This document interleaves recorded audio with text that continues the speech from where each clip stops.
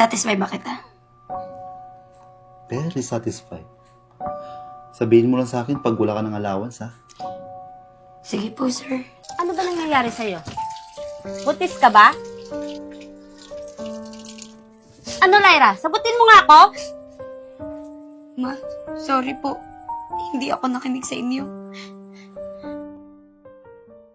Ay, naku, nung oras na hindi pa umuwi yung bata yung cemetery. Pupunta-punta yun.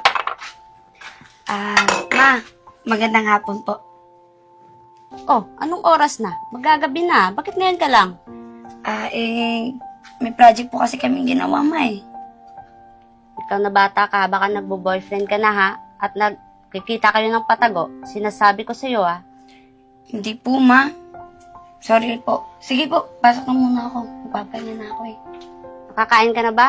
Di pa po, okay lang ako. Gusto pa po ako eh.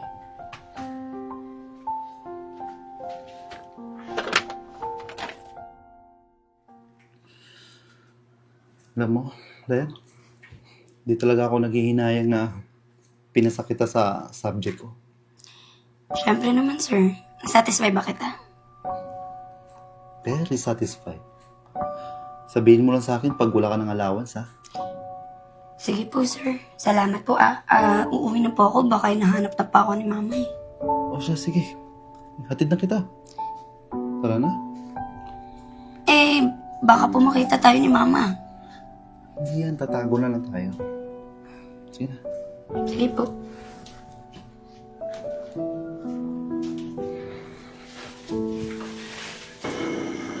Sir, dito na lang po tayo. Baka makita po tayo ni mama eh. Sige, sige. Thank you po,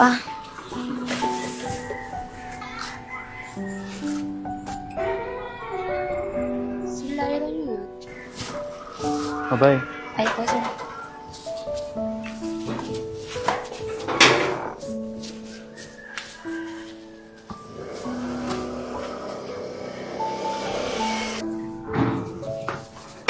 Halika nga dito yung bata.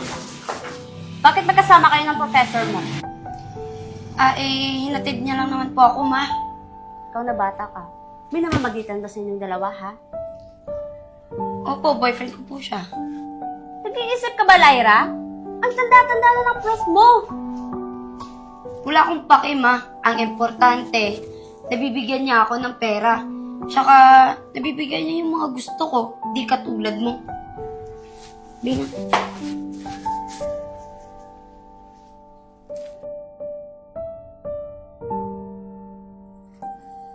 Oh, papasok ka ba ngayon? Hindi po, ma. Masama pakiramdam ko eh. Ano ba nangyayari sa mukha mo, Lyra? Tingnan mo nga yung mukha mo. Ang putla-putla mo. Wala to, ma. Sige, papasok na muna ako sa kwarto, ha.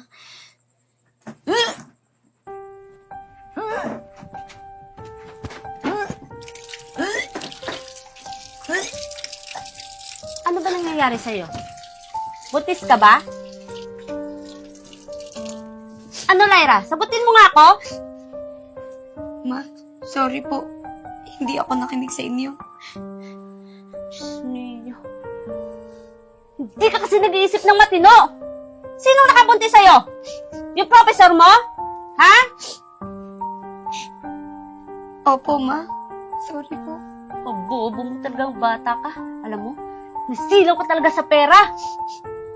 Halika, puntahan natin yung professor mo. Ma, wag na po. Ayoko po, natatakot ako. Baka kung anong gawin niyo sa akin. Hindi, puntahan natin siya. Ipapakulong ko yung professor mo. Halika.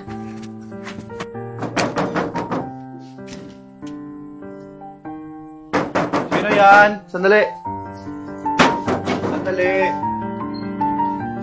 Ganun ako. Ayoko. Ayoko pa naman. Ano ginawa mo sa anak ko? Mrs. Lyra, ano to? Ano ba problema? Ayok ba? Nabuntis mo yung anak ko! Kaya dapat, panindigan mo siya! Sir, buntis po ako. Kayo po yung ama. Lyra, hindi pwede yan. Baka sa ibang lalaki ang dinadala mo. Napakawalang hiya mo. Ikaw lang ang naging boyfriend ng anak ko! Kapal-kapal talaga ng mukha mo! Mrs., walang galang na ho, ah. Hindi niya ako boyfriend. Binenta ng anak mo yung katawan niya kapalit ng grado tsaka yung pera. At hindi ko mapapanindigan yan. May pamilya akong binubuhay sa probinsya at ayaw kong masira yon. Ayaw mo pala masira yung buhay mo. Pero sinira mo yung buhay ng anak ko! Ayaw mo panindigan yung anak ko. Pwes, ipapakulong kita at sisiguraduhin kong mawawalan ka ng lisensya!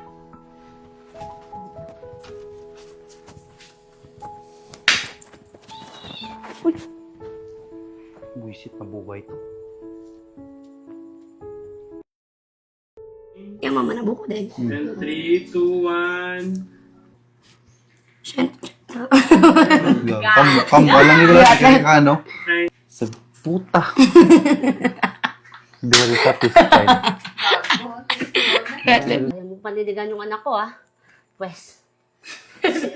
Dugaga! Dugaga!